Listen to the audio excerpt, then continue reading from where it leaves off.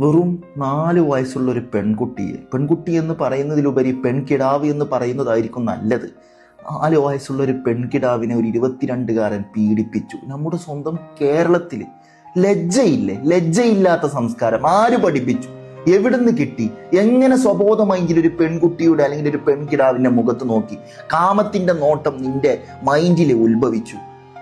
ഈ അശ്ലീല videos, porn videos അല്ലെങ്കിൽ സ്ത്രീകളുടെ നഗ്നമായ വീഡിയോസ് കാണുന്നവരോടാണ് പറയുന്നത്.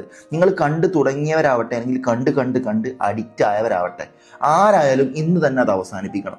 ഒരു ദിവസം നിങ്ങൾ ഈ മല പോലെ ഈ പോൺ വീഡിയോസിന്റെ സൈറ്റിൽ കയറി നിങ്ങളെ കൺമുന്നിൽ അല്ലെങ്കിൽ നിങ്ങളെ ദൃഷ്ടിയിൽ പതിഞ്ഞ ഒരു സ്ട്രക്ചർ ഉണ്ട്, ഒരു രൂപമുണ്ട്. അത് നിങ്ങളുടെ മുമ്പിൽ നിൽക്കുന്ന അമ്മയെയും പെങ്ങളെയും അയൽവാസിയെയും നാട്ടുകാരെയും മിത്രങ്ങളെയും എല്ലാവരെയും നിങ്ങൾ കാമത്തിന്റെ നോട്ടം പുറത്ത് കാണാൻ തുടങ്ങും. അതുകൊണ്ട് അതിന് മുമ്പ് നിങ്ങളത് അവസാനിപ്പിക്കണം.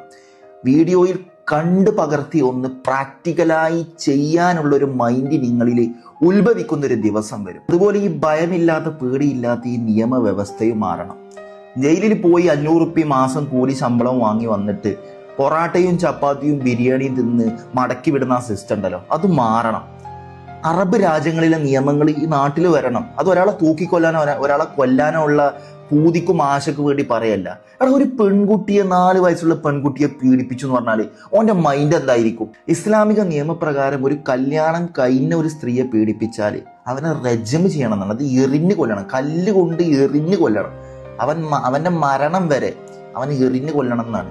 അതുപോലെ മൊഹ്സിനല്ലാത്ത, അതായത് കല്യാണം ഒന്നും കഴിക്കാത്തൊരു സ്ത്രീയാണ് ഒരാൾ വ്യഭിചരിച്ചതെങ്കിൽ അവളെ 100 ചാട്ടവാർ അടിയും കൊടുക്കണം, 1 വർഷത്തേക്ക് നാട് കടത്തണമെന്നാണ് ജംഹൂർ പണ്ഡിതന്മാരുടെയും അഭിപ്രായം. ഇത്രക്കും ഗൗരവമുള്ളൊരു വിഷയമാണ് സിന എന്നുള്ളത്. ഇസ്ലാമിലെ വൻദോഷങ്ങളിൽ എണ്ണപ്പെട്ട 7 വൻദോഷങ്ങളിൽ എണ്ണപ്പെട്ട സബഉൽ മൂബിഖാത്തിലെ ഒരു കുറ്റമാണ് സിന, വ്യഭിചരിക്കുക എന്നുള്ളത്.